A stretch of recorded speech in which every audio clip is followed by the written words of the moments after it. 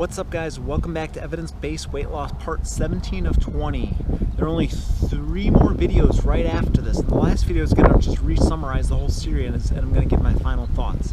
I figured I'd film outside today because it's a beautiful day outside, though I'm in the shade and it's a little bit chilly with this wind. And I chose the spot. What kind of tree is this? I don't know. It's a beautiful tree though. All pink and everything. I don't know what it is, but I thought that would make a good background today. But anyways, let's get into the video. Just as a reminder, I encourage you to take notes on Microsoft Word, Google Drive. Also, as a reminder, there are 30 healthy plant-based recipes in the description of this video to help you achieve weight loss goals. Sometimes you just don't know what to eat. Well, I recommend trying all 30 recipes below. Today, we are going to talk about food psychology / habit formation. Food habit is an interesting thing. Let me give a good example. People, if they go to a movie theater and you can give people stale popcorn and they'll just keep eating it because it's a habit formation.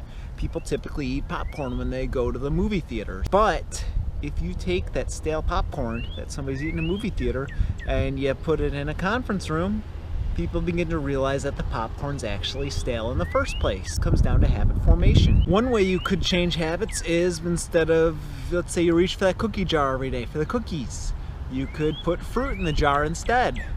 And my advice is just don't have those things in the house. It's okay to have a candy bar or a cookie in the house, but a whole bag of Oreos, those things should never be in the house. Unless you're super ultra disciplined. I know I can't eat just 1 or 2 cookies. I'll eat the whole bag. I love cookies. I love sugar. We all love sugar. There's an interesting study that was done to get 8th graders to eat healthier. So what they did in this study is they did 3 groups with 3 nutritional approaches. One group was given traditional nutrition education. Then you had one group that wasn't given any advice, wasn't talked about anything. And then you had another group, they were talking about social justice to the kids. So it's like, hey, do you really want to eat those Doritos? Do you really want to eat those chips? Do you really want to drink the soda? You know that those things give you diabetes. You know those things give you heart attacks. You know, they said those kind of things to the kids. Don't you kind of want to stick it to the man and not have that? Just stick it to the man. You're not eating that junk food. You don't want to get a heart attack. You don't want diabetes. You don't want to be fat. Those foods make you fat. Do you really want to give in to that? So then what they had is they had these undercover researchers that observed these kids in a non-related food setting. Groups that weren't presented with social justice were eating more things such as cookies, Oreos, Doritos, sodas. And then the other group was eating more fruits, carrots, and trail mix. That's interesting, and I like that Dr. Rager mentions that in his book because that actually is one of the reasons that I consider myself a health nut, hence the name of the channel. I became passionate about health just because I realized that. It's like, man, all this garbage we eat, we're set up for failure. We were meant to fail. We're prevented with tons of sugar and saturated fats, bad ingredients. You look at labels of things at a grocery store, you buy a thing of cake and there's like 50 ingredients in it, and God only knows what those ingredients are. So that kind of what got me more on the path to health was kind of like a form of social justice, similar to what those 8th graders did in that study. I did not want to be another statistic. I did not want to be overweight, and I was overweight at one point. I said, no, I don't want to be that statistic. I don't want to be the statistic of another cancer statistic. I don't want to be the 1 out of every 4 Americans that get heart disease. I don't want to be the 1 in 600,000 people in the US that get a heart attack. I wanted to be different. So that's social justice. It worked for me, helped me get me passionate. That's why I'm personal training, because I'm obviously very passionate, if you guys haven't noticed by now, of helping people lose weight and get healthy. And again, I encourage you guys to please share this series. I'm very passionate about helping people. It's obvious this series is probably taking me over 100 hours between reading and taking notes and uploading, making thumbnails, making description, making the recipes, editing these videos, proofreading them, make sure they look good. There's probably, in this 20-part series, there's probably a good 5-6 hours of video footage. So I encourage you guys, please share this series if you don't mind. So one way to actually break habits in the first place is by changing them. So for example, let's say after dinner you're still a little bit hungry, and you know you want to grab a snack. Well, don't grab the potato chips, grab that apple instead. So something that you already do as a normal habit, just replace it with something else. Let's say you grab a thing of ice cream every night after dinner. But you like something frozen. Maybe you live in a hot place.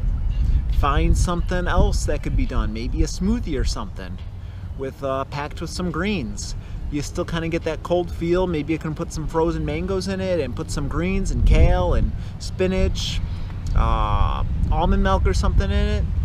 And maybe it may not be the same as eating ice cream, but you know, you could replace a habit with that. Instead of having ice cream every night, I'm having a smoothie every night. It's something cold. It's not quite the real thing, but it's something similar, and I'm just changing habits through that by adding something different. So usually when you tell somebody that they can't have something, that makes them want it more. So instead of saying, hey, I can't have this, it's like, hey, I can't have this, but you know what? I'm gonna grab this instead of that. I'm going to grab the apple instead of the Snickers bar. And they're both good. They're both crunchy. They both have some sweetness in it. And I can have the Snickers, but I'm going to choose the apple. Because again, when you tell people you can't have something, it's the human psychology is like, oh no, now I have to have it. Talk about the what the hell effect. So this is a real thing. So, and I've done this myself. So, you know, let's just say you're presented with 2 Oreos. You're gonna eat 2 Oreo cookies. And then after you eat those 2 Oreos, you just go, what the hell? I want more Oreos. I've already given in. I've already eaten bad stuff. Now you would think you'd stop, but nope. You just say, that's human psychology. Human psychology is a funny thing. I think I mentioned this in the last video. People will tend to just grab more and more. I've noticed this. I try to do intermittent fasting. I know it's not good to eat it late at night. I know it raises your blood sugars and stuff. And a calorie is worth more at night, as mentioned in previous weight loss videos. And I've noticed before, if I eat late at night, even if it's just something small like an orange or a banana, something healthy, it's like, you know what? I've already eaten and it's already 8:30 at night. I'm still a little hungry. I might as well have some more. Kind of similar psychology of the what the hell effect. Human psychology, we make excuses.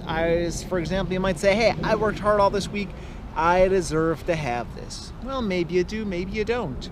But if it causes you to binge eat, well, maybe you don't deserve it. Maybe yes, maybe no.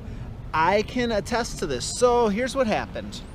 Yesterday, I had a busy day. I had trained somebody at 6 in the morning, and then I went to the gym at 7:30 in the morning to train somebody, and then after that I trained somebody for an hour. Or no, I worked out myself for an hour, and then after that I rushed home, grabbed Sarah and Hadassah, and then we went grocery shopping, and then after grocery shopping I had oatmeal for breakfast, and then after oatmeal breakfast I went back to the gym to train another person, and then after the gym I went to the park to train somebody else, and then after that I went home and I worked on a final exam. And I didn't even finish the final exam, so I was working on it during my virtual classes at 1 p.m. And then after that class was over at 2:40. After that, I was working on a presentation that I had to give for my e-portfolio. And that was an hour and a half long, that presentation, between me and 3 other people. We had to give presentations, and I had to watch them and give them feedback, and I had to present my own. And then I had to make corrections to those. Wait, no, then after that, I ate dinner with Sarah and Hadassah. I helped Sarah prepare dinner, and then I ate. And then after that, I finally went to go make corrections to my portfolio presentation because I didn't fulfill all the requirements to pass the assignment. Then after that, somebody texted me if I could work out, and I said, no, I can't. I'm busy. And then by the time of that, it was from 6 in the morning to 8 at night. And you know what I did? What's my point? Why am I babbling about this? It's not to make you guys feel bad. That's all right. It's life. Life is challenging. But what I did is I went back to the grocery store, and even though I already bought Lar bars, I bought 3 more Lar bars. These Lar bars are 210 calories a piece, and I bought 3 and I ate 3. So I took in a whopping 630 calories in probably about 4, 5, 6, 7 minutes, just a couple of minutes. Now these are almond butter Lar bars. They're healthy. They got apples, they got dates, they got walnuts, they got cacao powder, they got a little bit of sea salt in them, and they got a little bit of cane sugar in them. And they are freaking delicious almond butter Lar bars. But it was 630 grams, it was 630 calories, and then each Lar bar had 16 grams of sugar, so that means I took in a whopping 48 grams of sugar in just a couple minutes, and that's a lot of sugar in just a short amount of time. even if things did have fiber. So my point is, we do those kind of things. We work hard and we say, hey, I deserve this. And that's what I felt. I was just on the computer and busy all day long, and I'd say, hey, I deserve this. So I took a nap. Now, I'm not obese, I'm not overweight, I'm not fat, but I'm trying to be in single-digit body fats. So do I regret it? I don't know. I know I am going to burn a lot of calories. I'm almost done with school for the year. Today is May 12th. My last day is in 2 days. By the time this video is uploaded, I'm all done with school for a while, so I'll be able to focus on doing my triathlon and working out with people more, and focus on swimming, biking, and running. So no, I don't totally regret it, because I know I'm going to be exercising like crazy coming up here. When we have a long, hard day, it's super easy to tell ourselves, I deserve this. Instead, the attitude should be, I do not need this. I need to put good things in my body. And again, a Lar bar isn't necessarily terrible for you.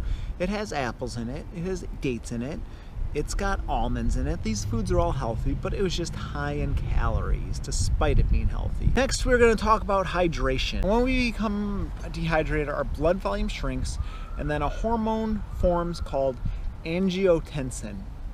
What is angiotensin? Glad you asked. When you drip this hormone onto human fat cells in a petri dish, they start piling on more fat.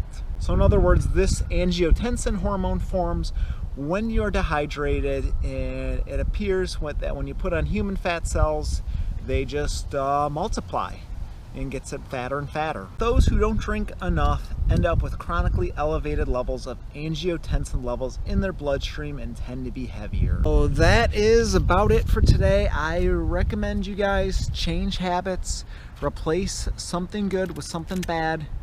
Maybe I don't know. I gave some examples already. Change food psychology. You don't need to say, oh, I had the cookie, now I can have more cookies. Like, no, you only need the one cookie. You don't need any cookies technically, but you already had 1 or 2 cookies. You don't need the whole bag of Oreos. Get rid of that what the hell effect. That's not a good mindset to have. Sometimes we work hard and we feel like we should reward ourselves and treat ourselves. Now, I did that yesterday as I gave the example. Now, if I'm going in the sun, it's cold. If I was really heavy and I was 100 pounds overweight, would I have gotten those Lar bars? Heck no, I would not have gotten those Lar bars. I would have not even thought about getting those Lar bars. I'd be like, nope, I need to lose this weight. But, yeah. But anyways, those things can add up, and if you are overweight and you are obese, you need to get rid of that mindset. Like, I deserve this pizza, I deserve this ice cream, I worked a 15-hour day at work. Just gotta get rid of that mindset. Those things don't really help you. And then just change bad habits with good habits. You're reaching for that sweet and sugary and beverage food. Replace that with, I don't know, let's say you're reaching for candy. Replace that with hummus and veggies. If you like to eat something sweet every day at 3 p.m., maybe change that sweet stuff with an apple, because those are sweet and that's healthier for you than a lot of things. And then last of all, stay hydrated, because that can help you lose weight. And then next week we're going to talk more about fasting. We're going to talk about intermittent fasting. Then after that we're going to talk about stress and sleep, as those have effect on weight loss. And we're going to teach you how to wall off your calories. And then part 20, we're going to re-summarize the whole series. Not going to quote any studies or anything. I'm just going to re-summarize everything that's been said. I'm going to give my final thoughts.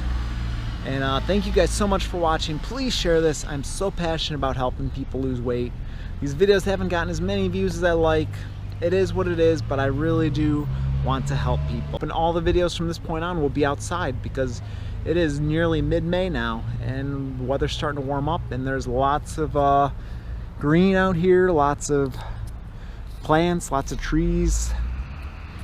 I love this time of year because it is extra green out here. Just showing you my little surroundings of where I was filming. Beautiful day out here. I love showing outdoor scenery. All right, peace out guys. We'll talk to you next time. Bye bye.